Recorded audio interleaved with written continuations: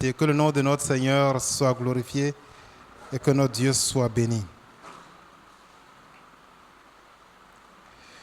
Nous avons passé tout le mois de septembre à plonger nos regards dans la parole de Dieu et à examiner ce que le Seigneur veut nous dire. Et le Seigneur nous a dit des choses merveilleuses. Nous avons vu un dimanche que Dieu était plus puissant que tous les dieux d'Égypte. Et c'est vrai. Le serpent de la verge de Aaron a avalé les serpents des Égyptiens. Nous avons vu que notre Dieu était plus puissant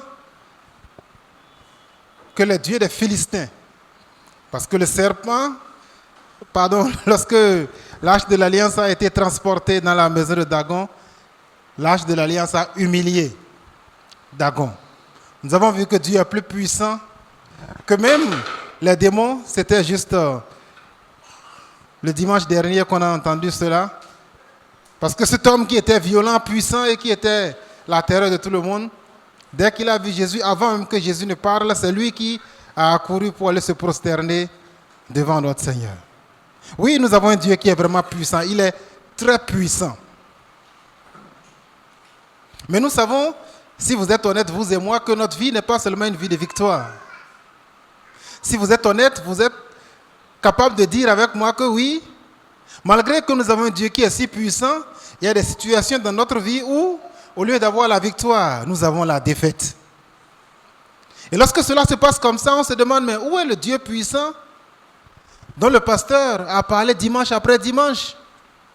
Durant 4 semaines, on vous a dit que vous avez un Dieu qui est le plus puissant. Et pourtant, vous avez peut-être des situations dans votre famille, dans votre foyer, où vous remarquez que ce n'est pas Dieu qui a le dessus, que la puissance de Dieu ne se manifeste pas. Et on se demande, mais quand le pasteur Gérard prêchait, quand le pasteur Daniel parlait, quand le pasteur Eric parlait, j'étais encouragé, je savais que Dieu était puissant. Mais dès que tu es sorti, tu t'es dit, où est la puissance de Dieu? Si Dieu est aussi puissant, pourquoi est-ce que j'ai connu un échec? Ne te casse pas la tête, frère, sœur. D'autres personnes se sont posées la même question avant toi. J'aimerais vous parler de quelqu'un qui est célèbre dans ce cas, qu'on appelle Gédéon. Lui, c'est Dieu lui-même qui allait le voir face à face pour lui dire, l'Éternel est avec toi, tu es puissant, guerrier. Il dit, où est la puissance? Les Madianites viennent, ils prennent nos femmes, ils prennent nos bœufs, ils prennent nos récoltes. Où est la puissance de Dieu? Oui, peut-être que tu es ici ce matin et te demandes tout ce que le pasteur a eu à dire, tout ce que chacun de ces pasteurs-là a eu à raconter. C'est sans valeur. Gédéon a posé la même question. Il a dit, si Dieu est aussi puissant, pourquoi est-ce que les Madianites ont pu avoir le dessus sur nous? Pourquoi ma situation ne change pas? Si tel est ton cas, je vais te dire que tu n'as rien fait de mauvais. Parce que le sermon sur lequel je vais m'appesantir ce matin, et qui est tiré du premier livre de Samuel, pose exactement les mêmes questions. Israël, qui est le peuple de Dieu, s'est posé la même question. Je lis dans la parole de Dieu, dans 1 Samuel au chapitre 4. 1 Samuel, chapitre 4. Je vous lis juste les 3 premiers versets. 1 Samuel, chapitre 4, versets 1 à 3. La parole de Samuel s'adressait à tout Israël. Les Israélites sortirent à la rencontre des Philistins pour les combattre. Ils installèrent leur camp près d'Ébenézer. Tandis que les Philistins campèrent à Aphek. Les Philistins se rangeaient en ordre de bataille contre Israël et le combat s'engagea. Israël fut battu par les Philistins qui tuèrent environ 4000 hommes sur le champ de bataille. Le peuple rentra au camp et les anciens d'Israël dirent, pourquoi l'Éternel a-t-il laissé aujourd'hui les Philistins nous battre? Pourquoi l'Éternel a-t-il laissé aujourd'hui les Philistins nous battre? En fait, on peut se demander pourquoi est-ce que Dieu a permis ça. Et tu te poses la question certainement, pourquoi si tout ce que le pasteur Daniel a dit, tout ce que le pasteur Gérard a dit. Mais pourquoi je n'ai que des défaites dans ma vie? Où est la victoire sur les démons dont le pasteur Eric a parlé le dimanche passé? Nous avons été battus. Alors on se pose la question, pourquoi l'Éternel a-t-il laissé aujourd'hui les ennemis avoir la victoire sur nous? C'est une question qui est légitime. Ne pense pas que tu es en train de faire quelque chose de mauvais en te posant la même question. Pourquoi est-ce que dans nos vies, malgré que nous avons un Dieu puissant, on ne voit pas la puissance de Dieu? On a prié pour Fred. Pourquoi est-ce que ses yeux ne sont pas ouverts alors qu'il a entendu parler de l'histoire de Bartimée? Si vous ne vous posez pas de telles questions, vous n'êtes pas honnête envers vous-même. Vous n'êtes peut-être pas honnête non plus envers Dieu.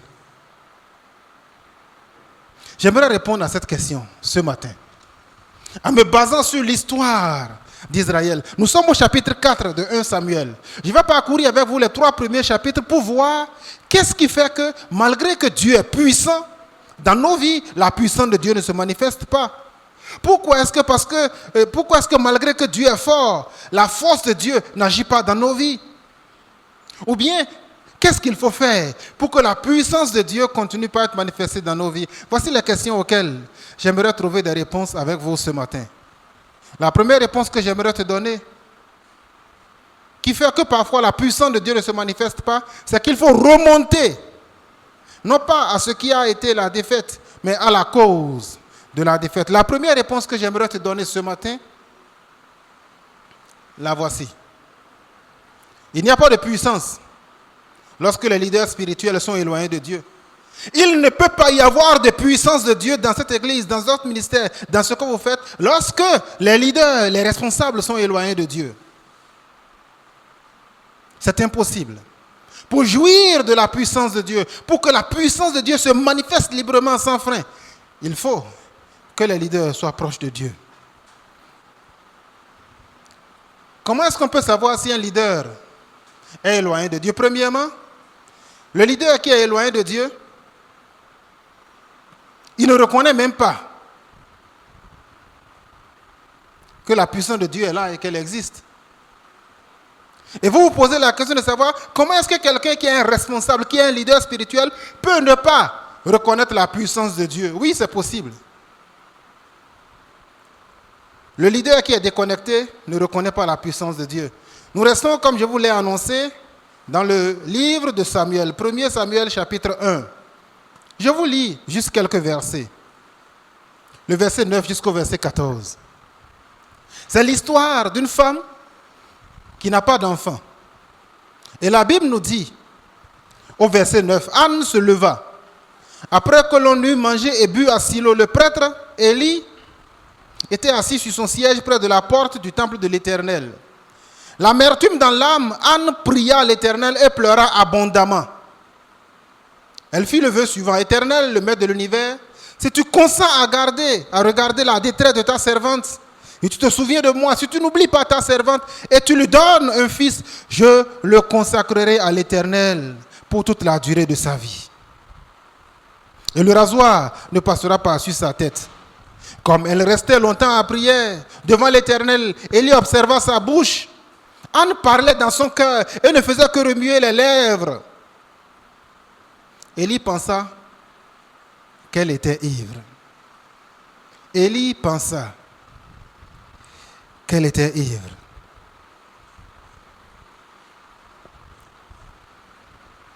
Lorsque le serviteur de Dieu, lorsque le leader ne reconnaît même pas que la puissance de Dieu peut agir, c'est une tragédie, c'est une catastrophe.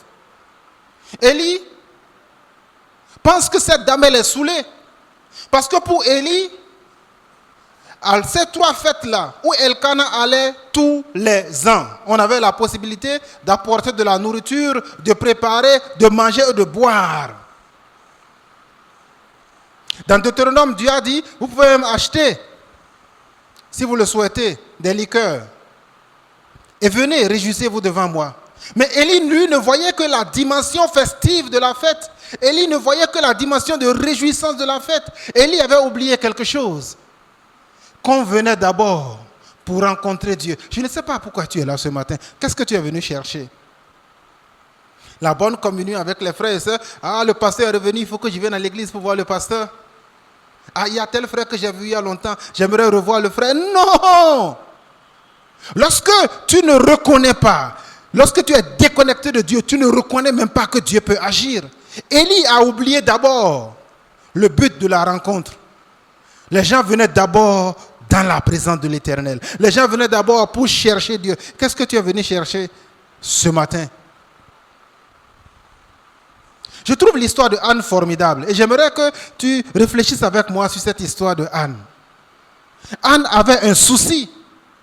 Elle avait quelque chose qui la préoccupait. Et Anne ne s'est pas laissée décourager par le manque de foi de Élie. La Bible nous dit qu'elle est restée longtemps en prière. Elle a pleuré, les larmes coulaient. Quand est-ce que pour la dernière fois quelque chose t'a vraiment préoccupé au point que tu pleures devant Dieu? Je veux que mon enfant réussisse. Je veux que ma femme aille aller avec moi à l'église. Je veux que mon mari fasse ceci. Mais combien de fois as-tu vraiment eu confiance en la puissance de Dieu? Anne avait confiance en la puissance de Dieu. Je veux que mes activités d'école, je veux que mes enfants soient brillants à l'école. Je veux que mon commerce marche. Mais qu'est-ce que tu as fait pour ça? Ah, mais le pasteur n'a pas prié pour moi. Anne n'a pas attendu que le pasteur prie pour elle. Au contraire, Élie s'est moqué d'elle. Élie ne voyait plus la puissance de Dieu, mais Anne voyait la puissance de Dieu. Anne n'a pas dit ma situation est finie. Anne n'a pas dit bon, c'est comme ça, c'est pas grave, je vais gérer, je ne peux pas avoir d'enfant. Non, Anne a supplié le Seigneur. Qu'est-ce que tu es venu chercher ce matin dans la maison de Dieu? Il n'y a que toi qui puisses répondre à cette question. Mais je peux te dire, je te supplie, elle a même pensé que Anne a eu. Elle resta longtemps en prière, alors que tout le monde était en train de célébrer, alors que tout le monde était en train de manger. On a dit que c'est après qu'on a fini de manger et boire, elle s'est retirée. Et elle parlait à son Dieu dans son cœur. Ça la tenait, ça la tiraillait. Et elle a pleuré, elle a pleuré, elle a pleuré, elle a pleuré. Pleure devant le Seigneur. Tu ne pleures pas devant un homme. Ce n'est pas à moi que tu adresses ta prière. Ce n'est pas à un frère que tu es en train de parler. Est-ce que tu veux que ta situation change? Parle à celui qui est le Dieu Tout-Puissant.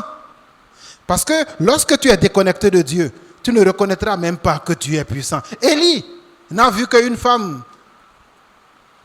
qui, selon lui, était saoulée. Ne te laisse pas freiner par un pasteur. Ne te laisse pas freiner par un camarade. Ne te laisse pas freiner par quiconque. Parle de ton problème à Dieu. Et tu verras la puissance de Dieu se manifester. Anne a dit, je change de camp. Je refuse ce que tu me dis. Parce que l'éloignement de Dieu ne se manifeste pas dans le fait qu'on ignore la puissance de Dieu. L'éloignement se manifeste dans le fait qu'à un moment donné, tu n'entends même plus la voix de Dieu. Élie ne voyait que la fête.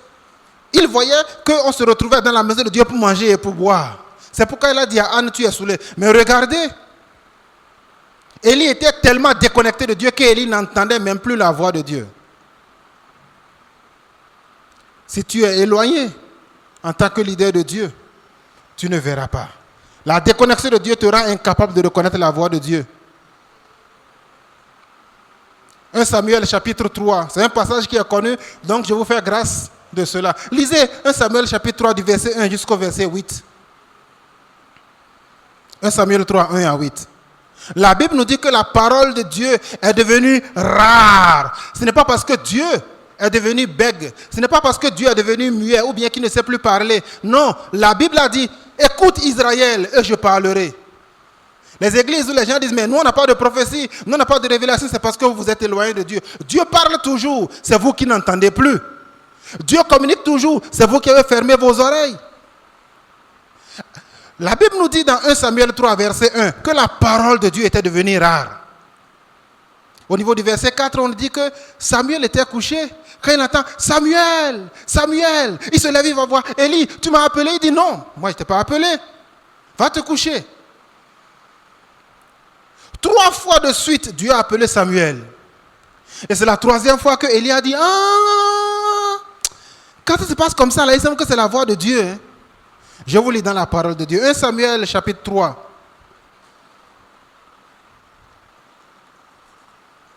Que nous dit le verset 8? Élie lui dit, l'Éternel appela de nouveau Samuel pour la 3e fois. Samuel se leva et alla vers Élie et dit, me voici car tu m'as appelé. Élie comprit alors que c'était l'Éternel qui appelait l'enfant. Mais c'est trop tard.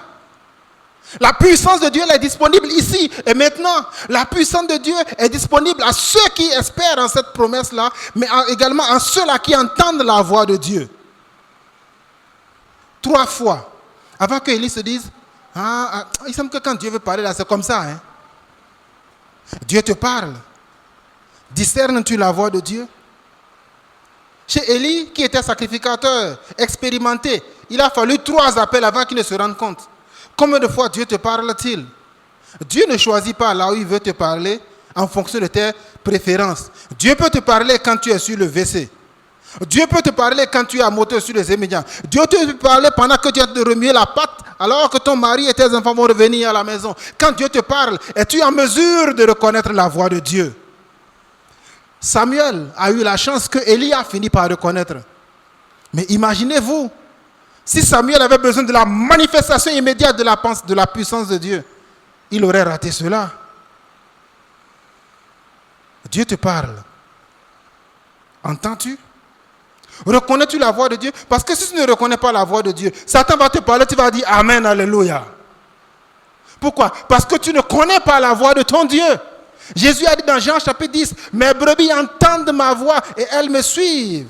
Elles ne suivront pas la voix d'un étranger. Reconnais-tu la voix de Dieu ou bien es-tu comme le vieux Élie? Cher ami, mon frère, ma soeur, discerne la voix du Seigneur. Parce que quand tu discernes la voix du Seigneur, tu es toujours gagnant. Quand tu ne discernes pas la voix du Seigneur, non seulement tu pourrais suivre la voix de Satan, mais tu pourrais entendre ce que Dieu te dit et tu vas croire que c'est Satan qui est en train de te parler et tu ne vas pas calculer cela. Vous vous demandez comment est-ce qu'il fallait faire alors pour reconnaître la voix de Dieu? Il y a un moyen simple qui est accessible à la portée de tout le monde. Regardez ce que Praise, de façon fantastique, nous a présenté ce matin. N'êtes-vous pas jaloux de vos enfants? N'êtes-vous pas jaloux de vos enfants qui connaissent la parole de Dieu?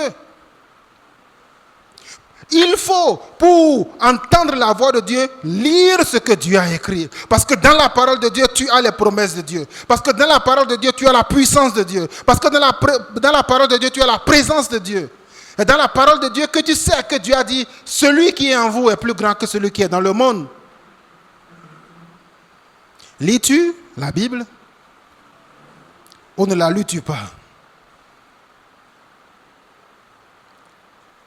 Lorsque tu es déconnecté de Dieu, tu ne reconnais même pas la puissance de Dieu. Et tu ne reconnais même pas la voix de Dieu. Mais il y a pire. Lorsque tu es déconnecté de Dieu, il y a quelque chose de plus grave qui se passe. Et cette chose de plus grave qui se passe lorsque tu es déconnecté de Dieu, c'est qu'en fin de compte, tu deviens un obstacle à la manifestation de la puissance de Dieu. Lorsque tu es éloigné de Dieu, la puissance de Dieu est bloquée. J'aimerais vous parler de 2 enfants qui ont été vraiment une vraie catastrophe. Ces 2 enfants s'appellent Ophni et Phinehas. En réalité, leur histoire se trouve déjà dans le 1er chapitre. On retourne encore dans 1 Samuel. La Bible nous dit, 1 Samuel chapitre 1, versets 1 à 3. L'éloignement de Dieu bloque la manifestation de la puissance de Dieu. Il y avait un homme, 1 Samuel 1, verset 1 à 3. Il y avait un homme de Ramathaïm Sophim, de la région montagneuse d'Éphraïm, du nom d'Elkana. Il était le fils de Jéroam, le fils d'Eliou, petit-fils de Tohu, et arrière petit-enfant de Souf, et était éphraïmite. Il avait 2 femmes. L'une s'appelait Anne et l'autre Pénina. Pénina avait des enfants, tandis qu'Anne n'en avait pas. Chaque année, cet homme montait de sa ville jusqu'à Silo pour adorer l'Éternel, le maître de l'univers, et lui offrir des sacrifices. Là se trouvaient les 2 enfants d'Élie, Ophni et Phinehas, qui étaient prêtres de l'Éternel. Là se trouvaient les 2 enfants d'Élie qui étaient sacrificateurs de l'Éternel. En fait, je trouve cette idée formidable. Anne n'avait pas d'enfant. Mais elle allait chaque année dans la maison de Dieu. Tu pries une fois, 2 fois, 3 fois. Et parce que tu n'as pas obtenu ça, tu dis non, Dieu soit avec moi, hein. Je vais chercher ailleurs. Chaque année, elle continuait pas à aller. À propos, la polygamie est toujours une malédiction. Ne dites pas, mais Elkana avait 2 femmes, non? Oui, mais ça a conduit à quoi? La Bible nous dit que l'une était toujours en train de se moquer de l'autre et que Anne était en train de pleurer en permanence parce que l'autre était en train de causer des douleurs et des moqueries envers sa coépouse. Le fait qu'on a cité ici que Elkana avait 2 femmes n'est aucune justification de la polygamie. Si vous voulez vous engager dans la polygamie, ne dites pas que c'est Dieu qui a dit. Choisissez votre désobéissance, ne dites pas que c'est parce que Dieu a affirmé ça ici. Revenons à ce qui se passe. Ces gens vont à la rencontre de Dieu à Silo. Ils quittent leur maison pour aller à l'église. Ils quittent leur maison pour aller à l'étude biblique. Ils quittent leur maison pour aller entendre la prédication, si je peux dire ça ainsi. Mais ils ne peuvent pas entendre Dieu. Parce que ces 2 personnes dont il est question, Ophni et Phinès, qui sont les sacrificateurs, à l'époque de l'Ancien Testament, on n'avait pas accès directement à Dieu. C'était les sacrificateurs qui priaient à la place du peuple. Ce sont ceux qui annonçaient les choses pour que Dieu soit favorable envers les enfants de Dieu. Regardez qui sont ces gens. Nous restons toujours dans la parole de Dieu, dans le livre de Samuel. 1 Samuel chapitre 2. Je vous lis les versets 12 à 17. 1 Samuel 2, versets 12 à 17. Je vous avais parlé des 2 fils qui étaient les sacrificateurs. Regardez comment est-ce que la déconnexion de Dieu peut bloquer la puissance de Dieu. Ophni et Phinès, les 2 fils d'Élie, verset 12, étaient des vauriens qui ne connaissaient pas l'Éternel. Et voici quelle était leur manière d'agir, ces 2 prêtres envers le peuple. Lorsque quelqu'un offrait un sacrifice, le serviteur du prêtre arrivait au moment où on faisait cuire la viande. Tenant une fourchette à 3 dents, il piquait dans le récipient, dans le chaudron, dans la marmite ou dans le pot. Et tout ce que la fourchette ramenait, le prêtre prenait pour lui. Voilà comment ils agissaient vis-à-vis de tous les Israélites qui venaient à Silo. Avant même qu'on ne fasse brûler la graisse, le sacrificateur, le serviteur du prêtre arrivait et disait à celui qui offrait l'offrande, « Donne de la viande à rôtir pour le prêtre. Il n'acceptera de ta part aucune viande cuite. C'est de la viande crue qu'il veut. » Si l'homme lui disait, « Quand on aura brûlé la graisse, tu prendras ce qui te plaira. » Le serviteur répondait, « Non, donne-la maintenant. Sinon, je prends de force. » Ces jeunes gens se rendaient coupables d'un très grand péché parce qu'ils traitaient avec mépris les offrandes de l'Éternel. Lorsque vous êtes déconnectés de Dieu, lorsque vos leaders sont déconnectés de Dieu, il ne peut pas y avoir de puissance de Dieu parmi vous. Ophni et Phinès étaient abominables. Ophni et Phinès étaient une vraie catastrophe. Et pourtant, lorsque les gens venaient pour servir Dieu, c'est eux qui devaient offrir les sacrifices. Dieu accepterait-il un tel sacrifice? Non. Il a dit dans la parole de Dieu, prions en élevant vers le Seigneur des mains pures. Ophni et Phinès étaient abominables envers le Seigneur. Ils rendaient le sacrifice au Dieu, inacceptable pour le Seigneur. Et nous avons vu ce à quoi cela a conduit. Lorsque ton pasteur est un voyou, lorsque ton leader est un bandit, tu peux être sûr que toutes les prières qu'il va faire pour toi, ça va taper le plafond et revenir. Dieu n'acceptera jamais cela. Ces gens étaient abominables. Ils disent, soit vous nous donnez, ou bien on prend de force. Lorsque je vois ce qui se passe dans certaines communautés, je dis, mais il y a Ophni et Phinès qui avaient été avant eux. Dieu avait donné aux sacrificateurs, parmi les offrandes qui étaient offertes, la poitrine et la cuisse droite. C'est tout ce à quoi ils avaient droit. Mais eux, ils venaient et disaient, non, au lieu d'offrir les sacrifices à l'Éternel, nous, on est prioritaire, on prend en premier. Si vous ne nous donnez pas, on prend de force. S'il met la fourchette et que c'est le coup que ça prend, ils disent, on prend le coup.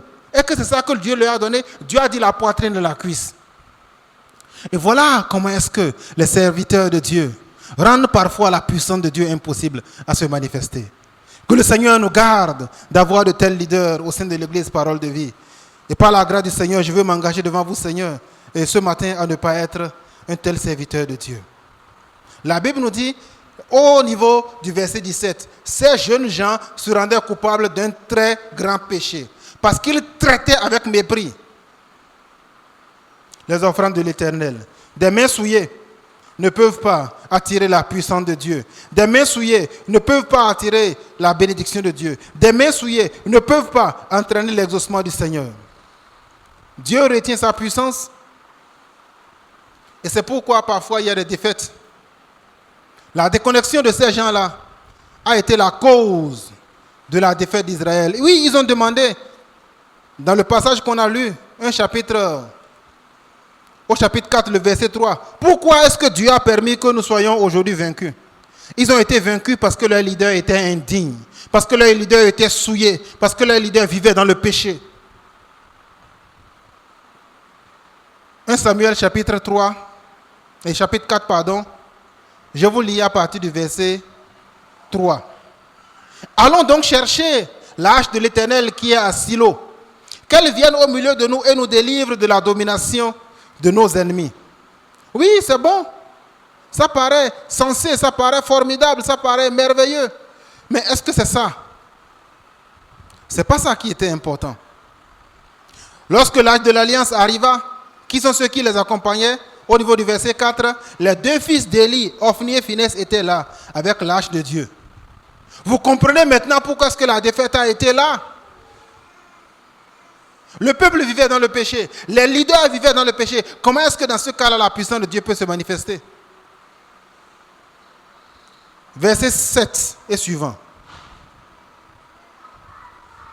La Bible nous dit: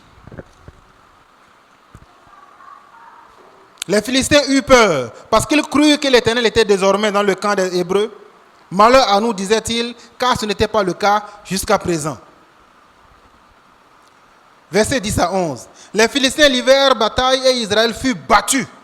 Chacun s'enfuit dans sa tente. La défaite fut très grande. Au début, c'était 4 000, j'avais dit, non? Maintenant, c'est 30 000 fantassins israélites qui furent tués. L'arche de l'Éternel fut prise.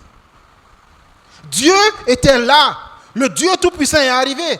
Et les Philistins ont eu peur parce qu'ils ont dit, si Dieu est venu, c'est fini.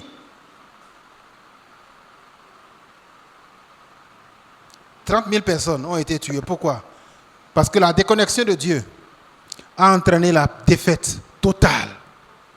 Ils ont été massacrés. Qu'il n'en soit pas ainsi pour nous.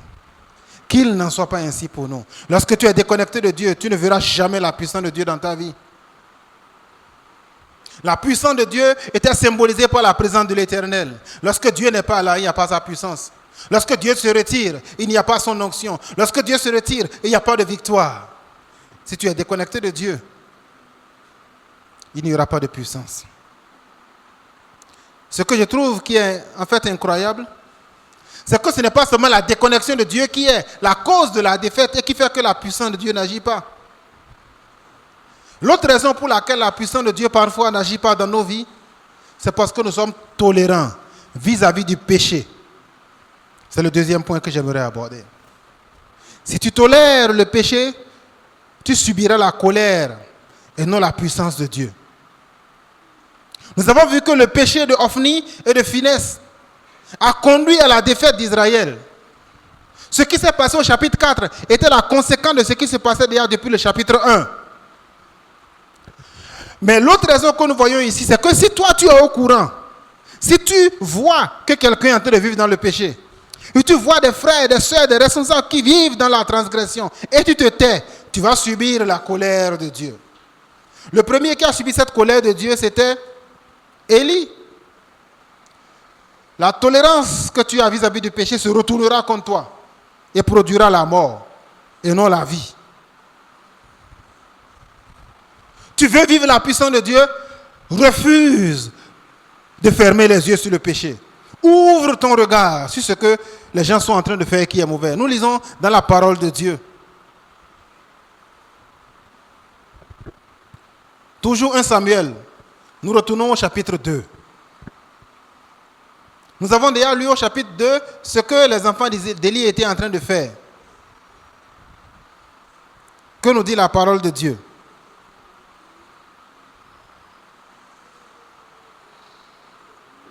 Verset 22. 1 Samuel 2, verset 22 à 25. Élie était très âgé lorsqu'il apprit comment ses enfants agissaient vis-à-vis de tout Israël. Il apprit qu'il couchait avec les femmes qui se rassemblaient à l'entrée de la tente de la rencontre. Il leur dit, « Pourquoi faites-vous de telles choses? En effet, tout le peuple d'Israël me parle de vos mauvaises actions. Non, mes enfants, ce que j'entends dire de vous n'est pas bon. Vous faites pécher le peuple de l'Éternel. » Verset 25. Si un homme pêche contre un homme, Dieu le jugera. Mais s'il pêche contre l'Éternel, qui pourra intercéder en sa faveur? Pourquoi est-ce qu'il y a la défaite parfois dans nos vies? C'est parce que nous fermons les yeux sur le péché. Élie avait appris. Oui, c'est vrai qu'il était âgé. Et il ne pouvait pas être un policier qui suit ses enfants. Mais la Bible nous dit que les gens sont venus lui dire. Il dit, j'ai appris. On m'a informé ce que vous faites. Donc Élie savait qu'il souillait les sacrifices. Mais on est venu dire à Élie que non seulement il souille les sacrifices, mais ils sont devenus des bandits.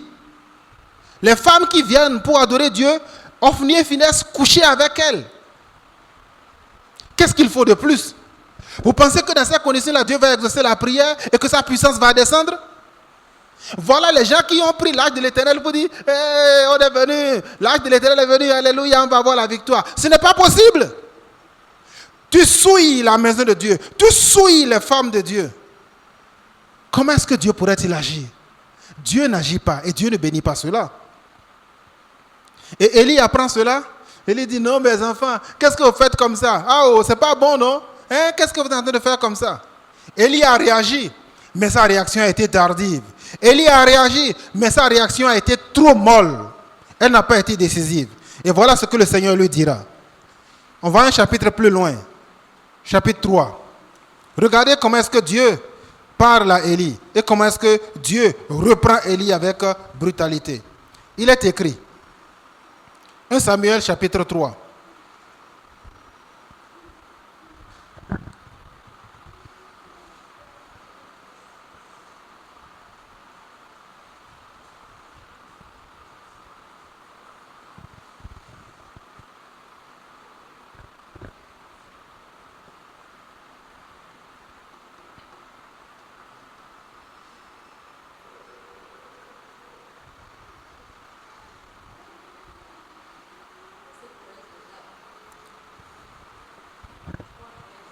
Non. Je vous lis à partir du verset 29. 1 Samuel chapitre 2 à partir du verset 29. Dieu parle maintenant à Élie et Dieu lui dit ceci. Élie, pourquoi traitez-vous avec mépris mes sacrifices et mes offrandes, ceux que j'ai ordonné de faire dans ma demeure? Et comment se fait-il que tu accordes plus d'importance à tes fils qu'à moi? Tu penses que tu aimes tes enfants, Dieu les aime encore plus. Hébreu nous dit au chapitre 11 que lorsqu'on punit un enfant, au début il n'est pas content, mais plus tard il est content, il est heureux, parce que cela produit le salut et la justice. Élie a réagi, mais Élie n'a pas réagi avec la vigueur qu'il fallait. C'est pourquoi Dieu lui dit dans le même chapitre 2, comment se fait-il que tu préfères tes enfants à moi? Tes enfants ont plus d'importance à tes yeux qu'à moi. Sinon tu aurais dû être plus ferme dans ta réaction. Et à cause de cela, regardez ce qui va se passer dans la vie de Élie. Il a répandu la malédiction dans toute sa famille.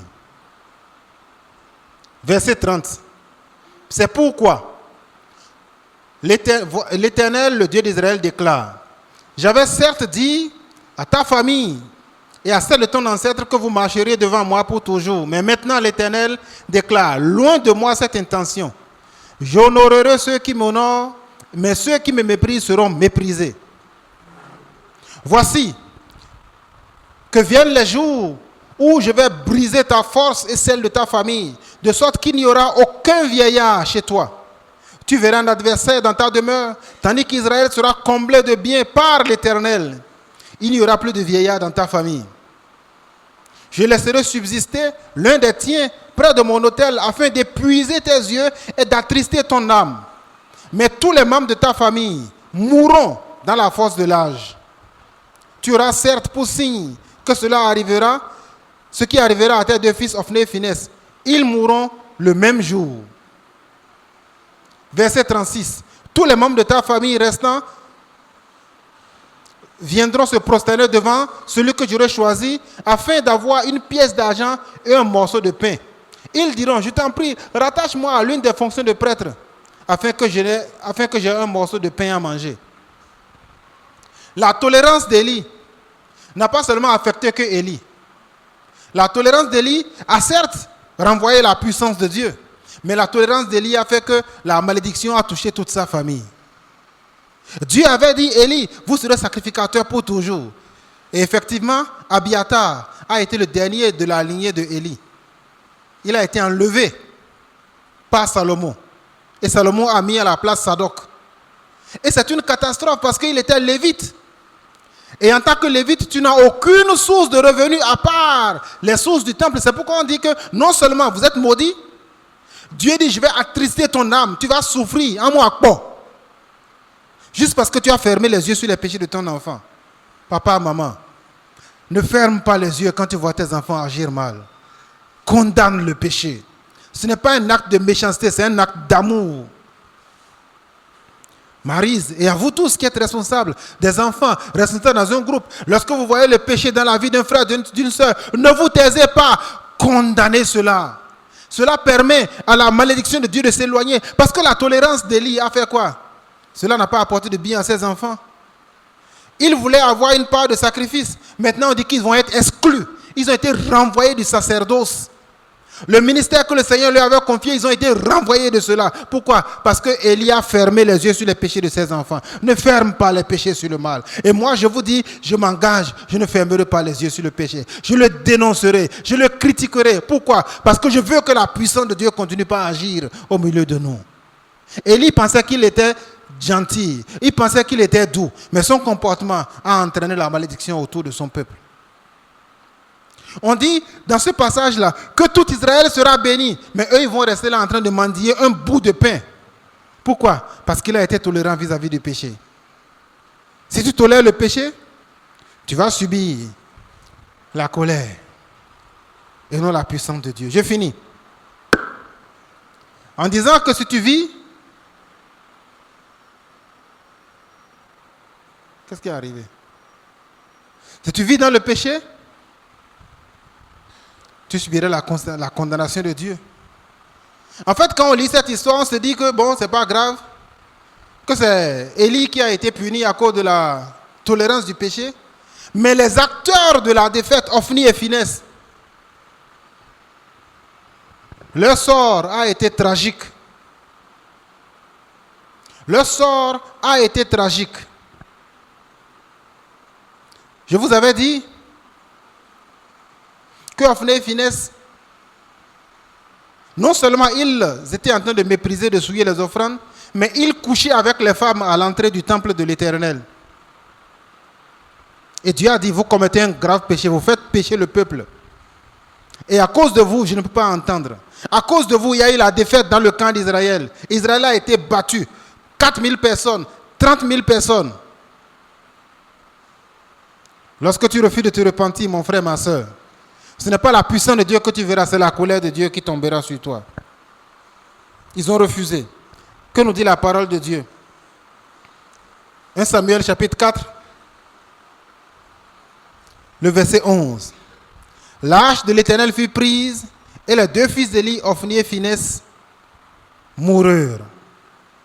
Lorsque leur papa les a prévenus, lorsque papa leur a parlé, la Bible nous dit, dans 1 Samuel 2, 25, ils n'écoutèrent pas leur père. Et quand ils ont refusé de se repentir, nous voyons la conclusion. Dieu a fini par les tuer. Tu te demandes pourquoi est-ce que la puissance de Dieu n'agit pas dans ta vie? Regarde ta vie. Est-elle plaisante au Seigneur? Tu te demandes pourquoi est-ce que la puissance de Dieu ne se manifeste pas dans ton groupe? Que cela soit la technique, la musique, les ministères envers les enfants. Considère ta vie. Et pose-toi la question de savoir qu'est-ce qui fait que lorsque Israël dit pourquoi est-ce que nous avons été battus aujourd'hui, La réponse est entre tes mains. La mort n'a pas touché seulement que les deux principaux. Vous savez ce qui s'est passé? La Bible nous dit, toujours au niveau du chapitre 4, que Élie aussi a été affecté par ce péché. Nous lisons au niveau du verset 15, 1 Samuel 4, verset 15, jusqu'au verset 18. Un homme était revenu du camp après que Ophni et Phinehas ont été tués. L'homme dit à Élie, j'arrive du champ de bataille. Et c'est du champ de bataille que je me suis enfui aujourd'hui. Élie lui demanda, que s'est-il passé, mon fils? Celui qui rapportait la nouvelle répondit, Israël a pris la fuite devant les Philistins et le peuple a subi une grande défaite. Même tes deux fils, Ophni et Phinehas, sont morts. L'âge de Dieu a été prise. Il avait fait à peine mention de l'âge de l'Éternel qu'Élie tomba à la revers de son siège à côté de la porte. Il se brisa la nuque et mourut. La tolérance du péché a fait que non seulement il y a eu la défaite dans tout le camp d'Israël, les coupables Ophni et Phinehas sont morts, mais Élie qui a été tolérant par rapport au péché, il a fini par mourir. Ils ont gagné quoi? Rien du tout. Tu te demandes pourquoi est-ce que les 4 sermons des dimanches derniers n'ont pas encore d'effet sur ta vie? Examine-toi.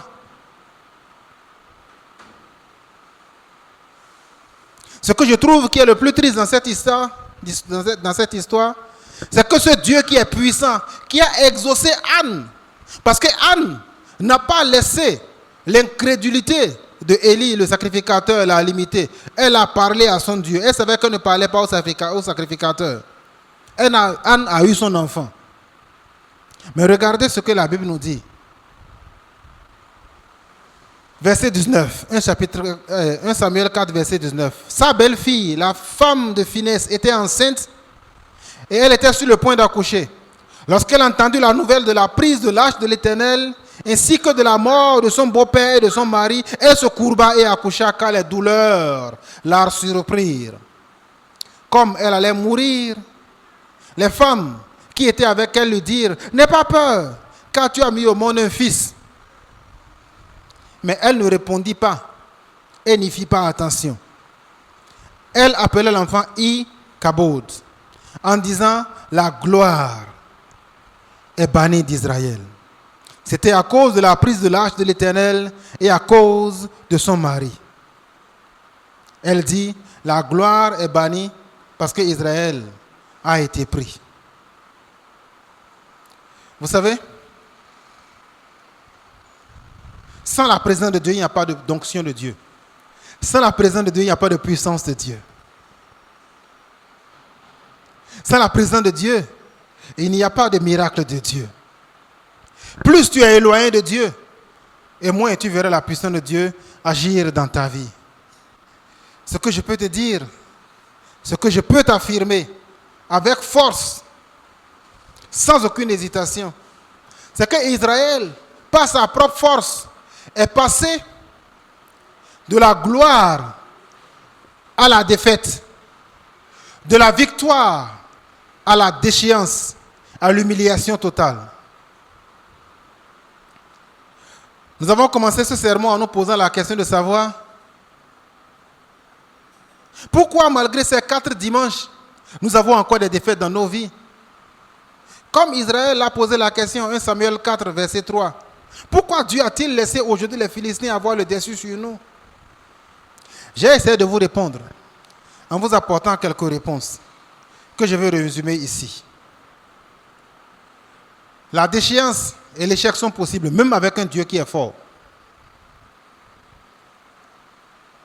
Parce que la preuve que ce n'est pas Dieu qui est faible, lorsque l'âge de l'alliance qui avait été saisi a été amené dans le temple de Dagon, il a dépiécé Dagon. Ça veut dire que ce n'est pas Dieu qui était faible. Ton Dieu est puissant et il veut agir dans ta vie. Es-tu prêt? Et crées-tu les conditions pour que Dieu agisse? Nous avons vu également que la raison de l'absence de puissance et de victoire dans nos vies, c'est lorsque les leaders sont éloignés de Dieu. Un serviteur de Dieu qui est déconnecté de Dieu ne peut pas prier et la victoire de Dieu va se manifester dans l'église de Dieu. Ce n'est pas possible. Ophni et Phinehas avaient les mains souillées par le péché.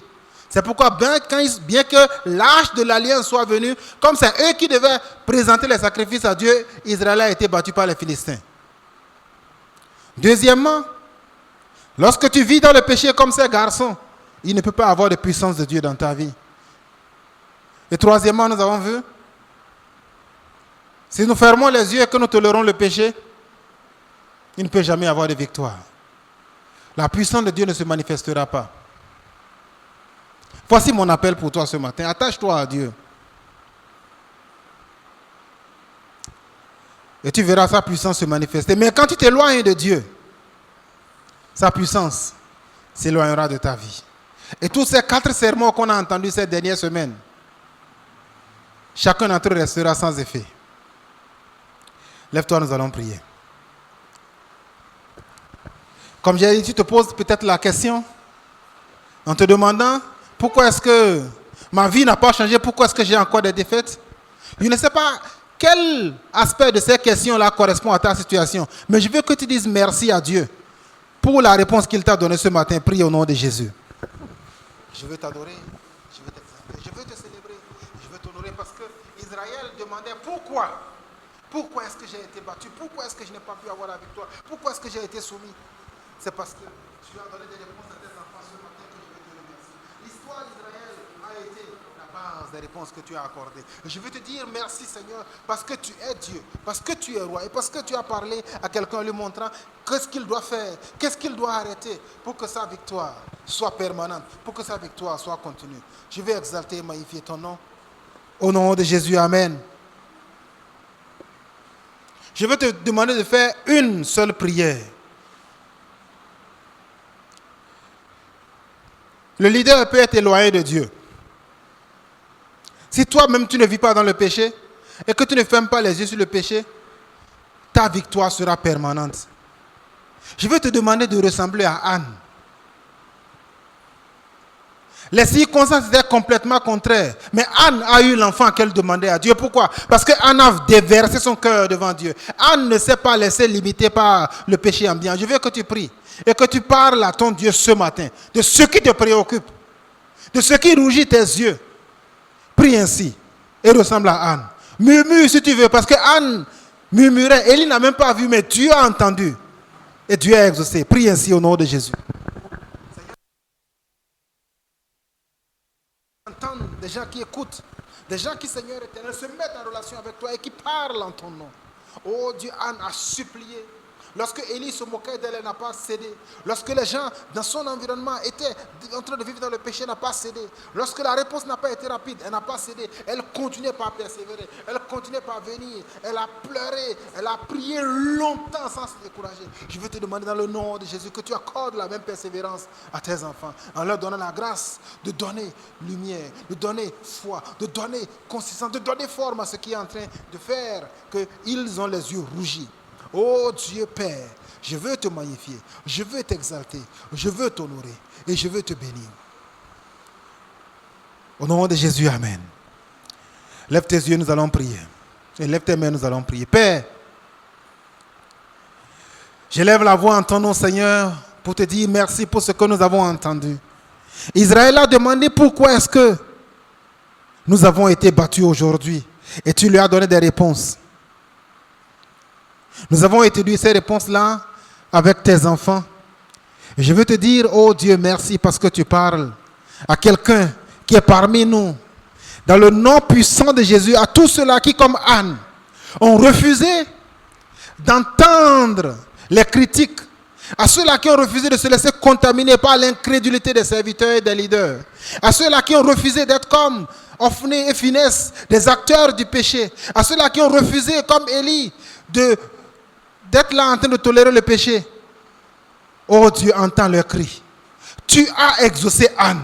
Parce que Anne a déversé son cœur. Anne est restée longtemps dans la prière. Elle a persévéré. Elle a coulé des larmes, Seigneur. Donne la grâce à tes enfants afin que la même attitude de Anne soit dans la vie de chacun d'entre eux au nom puissant de Jésus. Que nul ne se décourage. Anne voulait voir la puissance de Dieu se manifester dans sa vie. Et ma prière ce matin est que ainsi que Anne l'a fait, en persévérant, en espérant, en ne se décourageant pas, Seigneur, que tes enfants aussi persévère jusqu'à ce que tu leur donnes leur Samuel au nom de Jésus. Anne voulait un enfant, peut-être quelqu'un veut une guérison, peut-être quelqu'un veut la réconciliation avec son mari, peut-être que quelqu'un veut des résultats avec son enfant à l'école. Je ne sais pas ce que tes enfants t'ont demandé, mais je lève la voix en ton nom, afin que par la persévérance qu'ils vont témoigner à l'œuvre, ô Dieu, entends-les, exauce-les. Ils reviendront comme Anne l'a fait pour témoigner de ta gloire et de ta bonté. Parce que nous savons que tu es effectivement un Dieu qui est au-dessus de tous les autres dieux. Nous exaltons ton nom, nous te magnifions. Au nom de Jésus. Amen. Asseyez-vous s'il vous plaît.